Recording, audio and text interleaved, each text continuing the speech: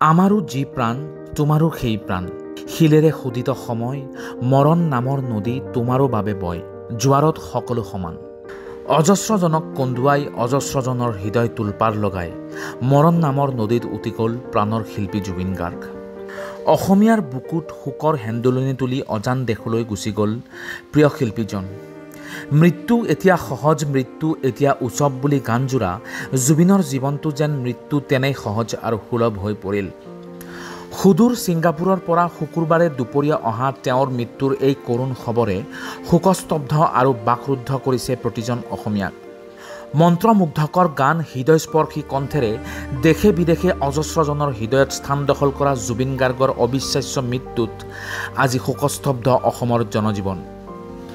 সংগীত সূৰ্য সুধাকণ্ঠ ডক্টৰ ভূপেন হাজৰিকাৰ জন্ম শতবৰ্ষ উদযাপন কৰাৰ সময়তে অসমবাসীয়ে আজি লাভ কৰিলে বৰ্তমান প্ৰজন্মৰ সবাতোকৈ জনপ্ৰিয় শিল্পী জুবিন গাৰ্গৰ মৃত্যুৰ অসহ্যকৰ খবৰ। এক সংগীতানুষ্ঠানৰ বাবে ছিংগাপুৰলৈ যোৱা জুবিন গাৰ্গে শুকুৰবাৰে ভাৰতীয় সময় অনুসৰি আবেলি 2:45 শেষ নিশ্বাস ত্যাগ কৰে বুলি ছিংগাপুৰ বিদেশ মন্ত্ৰালয়ে ভাৰত চৰকাৰক জানিবলৈ দিয়ে। দুপৰীয়া ছিংগাপুৰ বিদেশ মন্ত্ৰালয়ৰ পৰা এটা ফোন কল আহিছিল ৰাজ্যিক বৈদেশিক মন্ত্ৰী তথা জুবিন গাৰ্গৰ প্ৰিয় বন্ধু পবিত্ৰ মাৰ্ঘেৰিটালৈ। জুবিন গাৰ্গৰ মৃত্যু হোৱা বুলি ছিংগাপুৰ বিদেশ মন্ত্ৰালয়ৰ পৰা খবৰটো লাভ কৰি তেওঁ শোকস্তব্ধ হৈ পৰে। পবিত্ৰ মাৰ্ঘেৰিটাই প্ৰথমে এই খবৰ দিছিল মুখ্যমন্ত্ৰী হিমন্ত বিশ্ব শৰ্মাক। BTCৰ নিৰ্বাচনী প্ৰচাৰত ব্যস্ত থকা মুখ্যমন্ত্ৰীয়েও শোকত ভাগি পৰে। উল্লেখযোগ্য যে ছিংগাপুৰত সংঘটিত এক মৰ্মান্তিক স্কুবা ডাইভিং দুৰ্ঘটনাত পতিত হৈছিল প্ৰখ্যাত গায়কগৰাকী। তাৰ পিছত ছিংগাপুৰ আৰক্ষীয়ে সাগৰৰ পৰা উদ্ধাৰ কৰি ওচৰৰ ছিংগাপুৰৰ জেনেৰেল হস্পিটেলত ভৰ্তি কৰাইছিল। কিন্তু চিকিৎসকে অপ্ৰাণ চেষ্টা চলায়ো অসমীয়াৰ প্ৰাণৰ শিল্পীজনক বচাব নোৱাৰিলে। 20 ছেপ্টেম্বৰত নৰ্থ ইষ্ট ফেষ্টিভেলত অংশগ্ৰহণ কৰিবলৈ ছিংগাপুৰলৈ গৈছিল জুবিন গাৰ্গ। তেওঁৰ আকস্মিক মৃত্যুৱে অনুৰাগী আৰু সমগ্ৰ অসমীয়া সমাজক স্তম্ভিত কৰি তুলিছে আৰু ভাৰতৰ সংগীত জগতত গভীৰ শূন্যতাৰ সৃষ্টি কৰিছে।